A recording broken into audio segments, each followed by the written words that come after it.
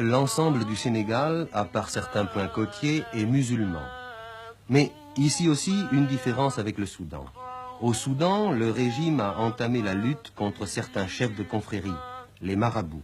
Tandis qu'au Sénégal, les marabouts, dont vous voyez certains ici, restent puissants. Et ils sont souvent gros propriétaires terriens, propriétaires de ces plantations d'arachides qui sont la richesse essentielle du Sénégal.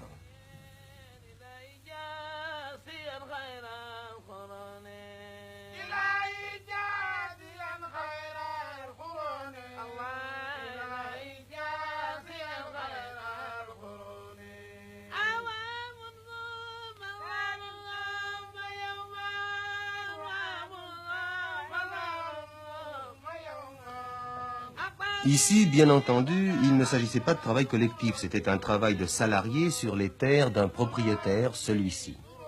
Mais, au cours de ce reportage, nous avons assisté aussi à un essai de travail collectif, comme au Soudan.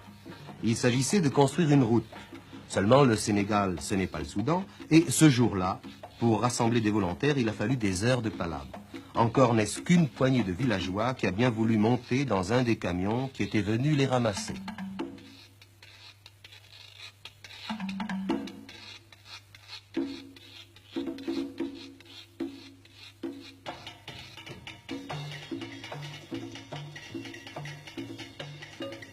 Je suis passé dans un village où les gens n'avaient pas l'air très emballés. Est-ce que vous trouvez ça normal?